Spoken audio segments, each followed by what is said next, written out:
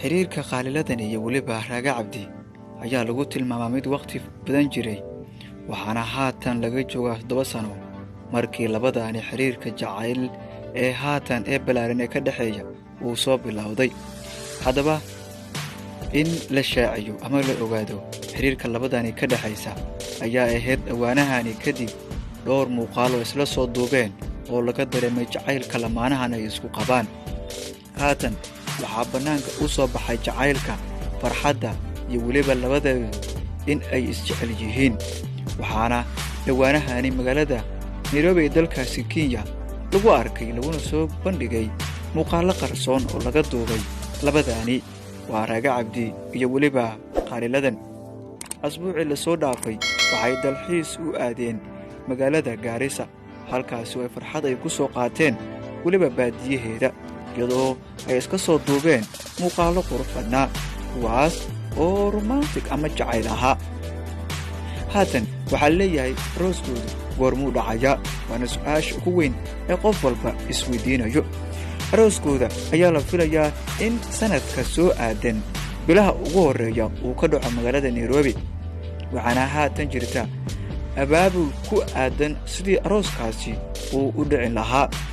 jacaylka lamaanahan ayaa noqday mid guuleysanaya maadaama ay haatan isku faraxsan yihiin ayna ka fakarayaan sidii ay u dhisi lahaayeen guri mustaqbal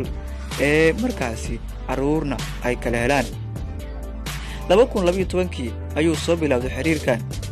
sida markaasi la sheegayo waxaana tan iyo waqtigaasi wixii ka dambeeyay aysan jirin wax khilaaf ama dagaal ah ee u dhaxeeya labadaani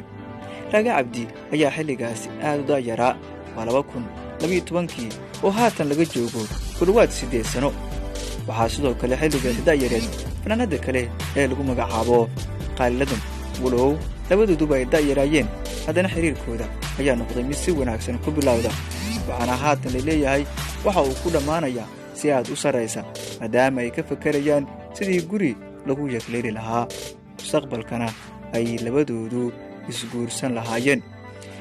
qaaliladan ee Raaga Cabdi ayaana la filayaa in bilaha soo aadan arooskoodu uu dhaco ayna ku guuleystaan riyadoodii ahayd in ay nolosha wadaagaan Raaga Cabdi waa cameraman iyo sidoo kale film editing wuxuuna dhowr filin ama dhowr heesood ka duubay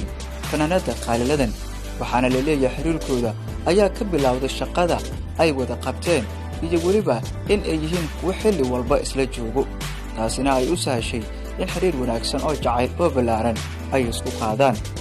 waxaan leenahay hambalyo maadaama ay yihiin dhalinyaro muddadii ay yaraayeen jacaylkooda soo bilaabay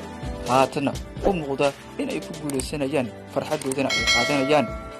waxaana dhalintana media production dhammaan asxaabta ku xiran leenahay hambalyo si marka ay u gaarto farxadda iyo weliba hambalyada ka soo gaarta bulshada kale ee ku faraxsan jacaylka lamaanahaani qaaliladan ayaa dhowr heesood soo qaaday waxaana heesaha qaar ay soo qaaday lagu tilmaamay in ay yihiin kuwa ay ugu tala gashay Raaga Cabdi kaasi oo qudhiisu qayb weyn ka ahaa dadka ka duuba filmaanta sidoo kale marka la fiiriyo musalad kala duwan iyo weliba heeso kala duwan ee fanaanadani ay ku soo luuqaysay